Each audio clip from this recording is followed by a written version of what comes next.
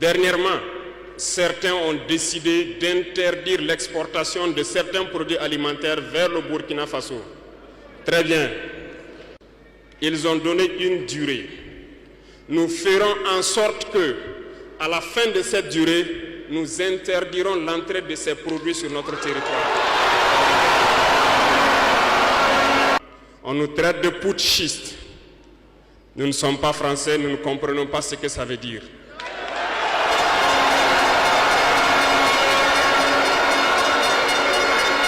Et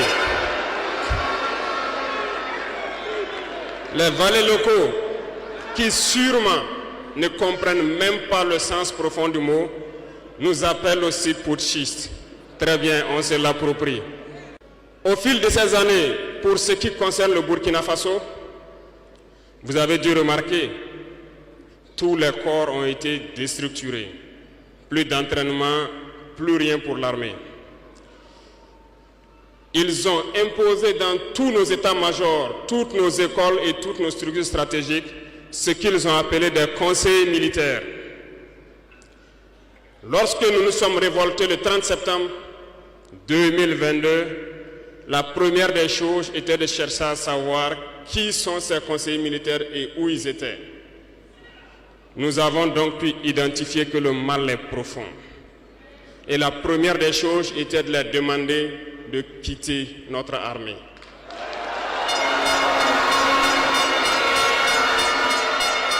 Ils sont partis.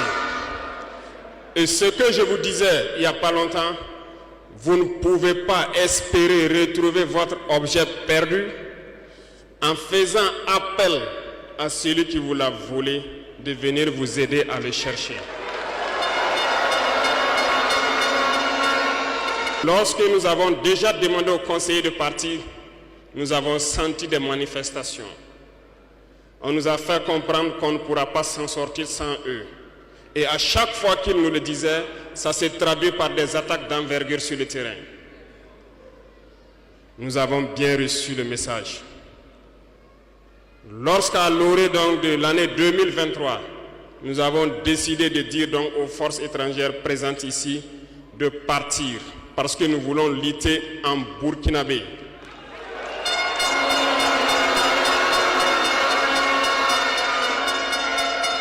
Ils ne l'ont pas sûrement apprécié. Mais pourquoi venir mourir sur nos terres pour nous? Nous préférons combattre nous-mêmes. Nous avons demandé à ce qu'ils retournent chez eux. Malheureusement,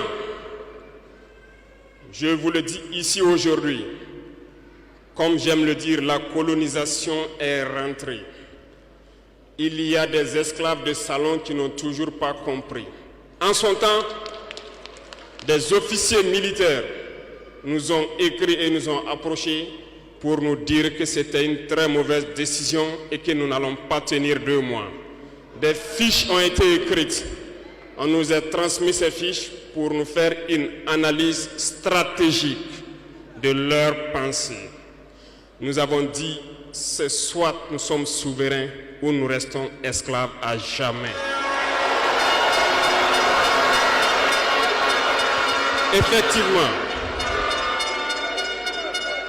lorsque le dernier soldat a quitté le Burkina Faso, nous avons compris de quoi est-ce qu'il s'agissait.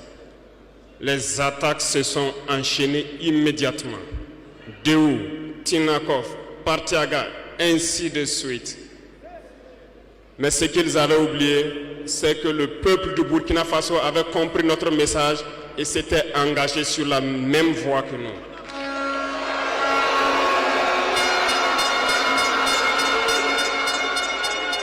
Nous nous sommes réorganisés rapidement et subitement, nous avons constaté que toutes les cellules dormantes terroristes se sont réveillées au Burkina Faso.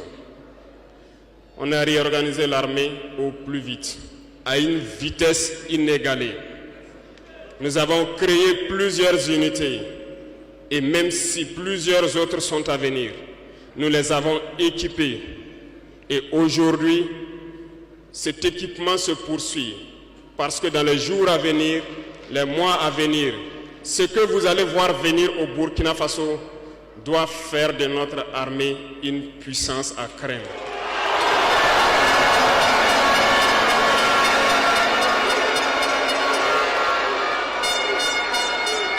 Nous n'allons pas lésiner sur les moyens. Nous avons compris que le combat qui est engagé contre l'impérialisme sera dur, très dur. Mais seuls les durs vont passer et les Burkinabés sont des durs. Et nous allons passer. Mais aujourd'hui, nous n'avons plus de sentiments sur ce volet.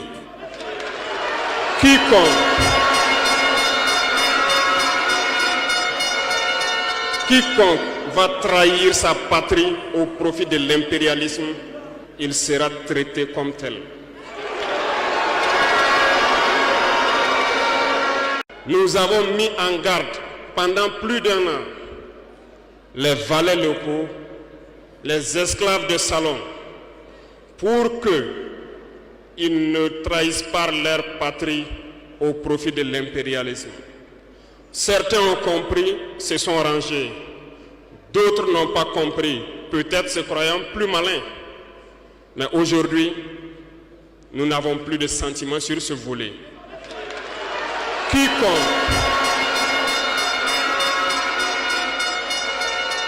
Quiconque va trahir sa patrie au profit de l'impérialisme, il sera traité comme tel.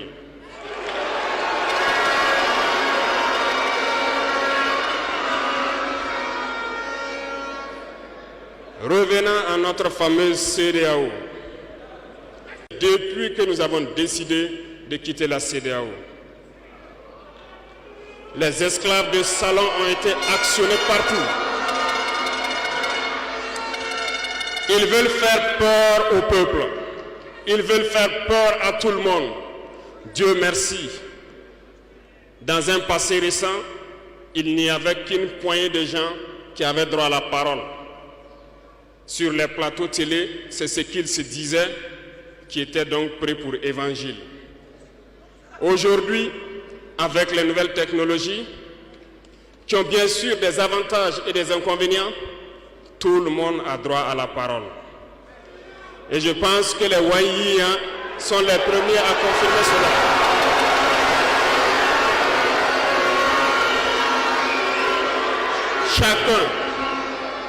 Chacun peut faire son analyse sur une situation.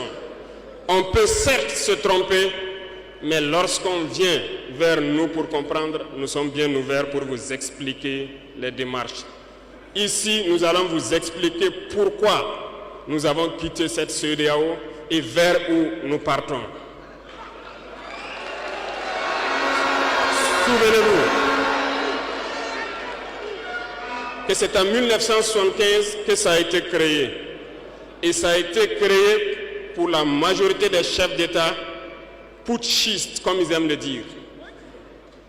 C'était des militaires qui ont pris le pouvoir et qui ont pris les responsabilités pour créer la CEDEAO, pour qu'il y ait un véritable essor économique des peuples à l'intérieur donc de cet espace. Plus tard, les soi-disant démocrates se sont invités donc à la tête de nos États.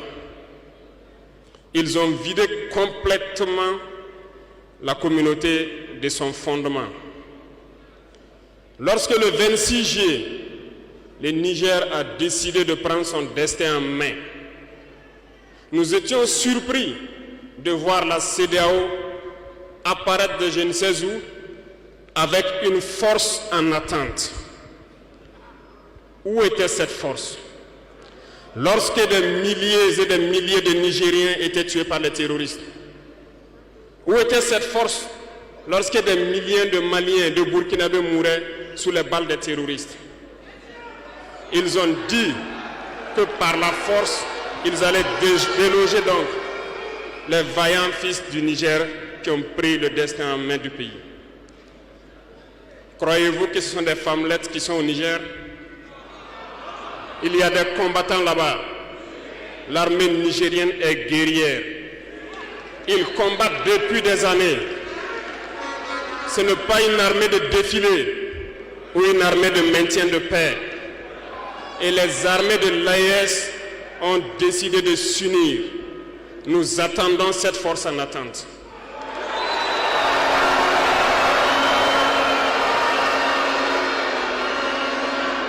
Il faut que ces soi-disant démocrates le comprennent. Lorsque des milliers de Nigériens sont morts sur leur lit d'hôpital par manque d'électricité ou par manque de médicaments, c'est du crime. Ils sont responsables de ces sanctions, ils sont responsables de ces morts. La même chose se passe au Mali. Avec le Burkina, nous avons des sanctions indirectes. Parce qu'il faut que les gens comprennent.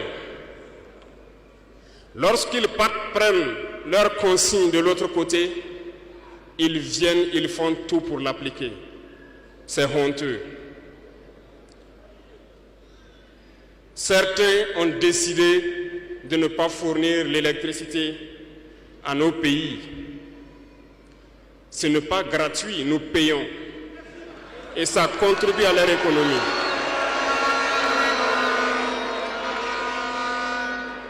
Ils ont essayé de faire souffrir le Mali. Et bien sûr, en faisant fi de tous les textes et de ne plus donner l'électricité au Mali, espérant que la population se révolte. Ça ne marche pas. Lorsque ça a duré, certains étaient obligés de faire payer leur propre peuple en augmentant le coût de l'électricité. Ça va encore augmenter.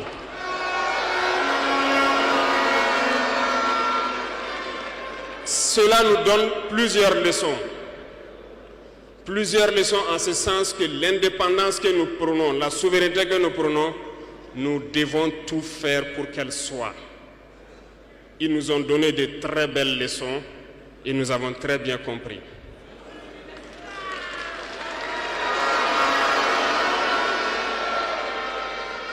Certains ont fermé leurs ports, ce qui d'ailleurs va à l'encontre de tous les textes internationaux parce qu'on ne peut pas fermer les ports à un pays sans littoral.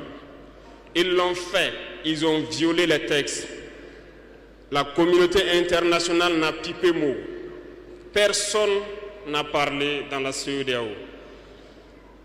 Mais dans les ports, nous ne faisons pas transiter nos marchandises gratuitement. Nous payons.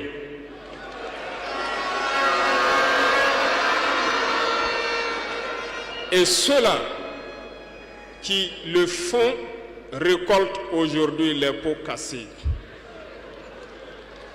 Et je pense que c'est une leçon pour eux aussi qu'il ne faut toujours pas appliquer les consignes de leur maître.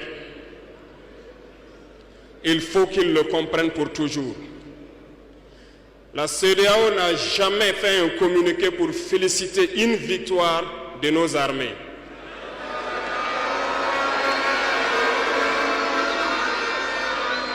À peine, elle condamne du bout des lèvres et très rarement lorsqu'il y a des massacres.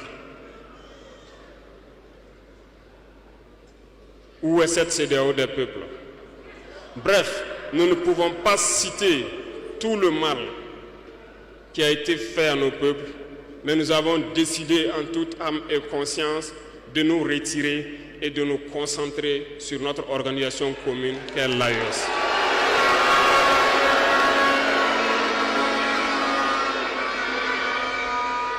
Retenez que il n'y a pas de peur, parce que en prospectant et en nous mettant au travail, nous avons remarqué une chose.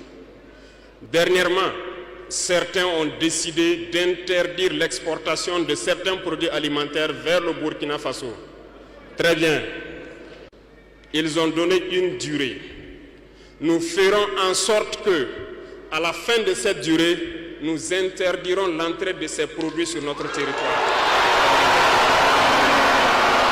Thomas Sankara disait que l'esclave qui n'est pas capable d'assumer sa révolte ne mérite pas que l'on s'apitoie sur son sort.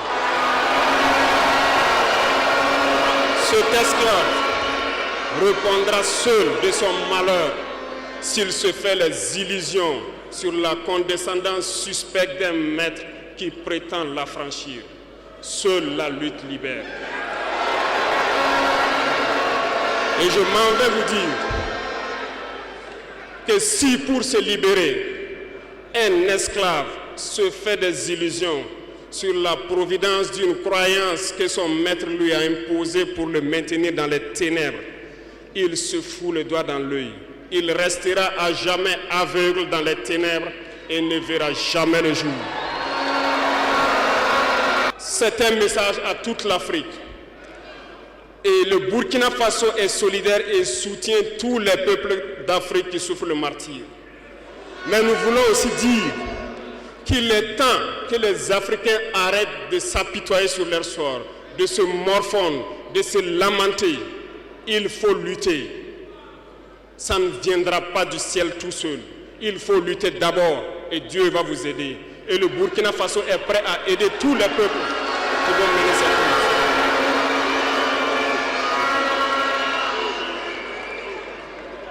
Dites-leur à tous ces peuples qui se battent, il est temps qu'ils disent la vérité à leurs dirigeants. Au Burkina Faso, lorsqu'il s'est agi pour nous de contribuer donc pour que le FDS soit équipé, les députés n'ont plus de salaire aujourd'hui. Ils n'ont que des indemnités de session. Les salaires des ministres ont été diminués au maximum et le peuple contribue. Vous ne pouvez pas lutter et vouloir que les dirigeants soient dans un luxe insultant. Les peuples doivent se réveiller et exiger cela de leurs dirigeants.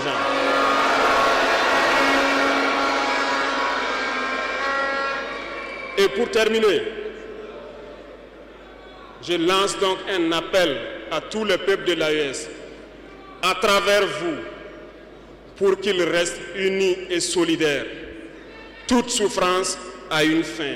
La lutte que nous avons engagée est dure, mais il faut rester la tête sur les épaules, parce que l'arme fatale de l'impérialisme reste la manipulation à travers la communication. Sachez reconnaître les valets locaux, sachez reconnaître les esclaves de salon, sachez reconnaître tous ceux-là qu'on soudoie pour venir vous vendre de fausses informations. Pour vous-même, restez serein et ne vous divisez pas. Parce que l'impérialisme a 1000 manèges dans son sac. Vous devez être vigilant, vigilant et très vigilant. Merci à vous les VDP donc des différentes villes qui veillent jour et nuit pour que notre patrie reste debout. Et donc rendez hommage tous les jours aux FDS et aux VDP qui se battent au front. Merci beaucoup pour votre attention. Merci à tous ceux qui se sont déplacés ici pour que nous puissions nous entretenir. Merci à ceux qui sont dehors, qui n'ont pas pu accéder. La patrie ou la mort, nous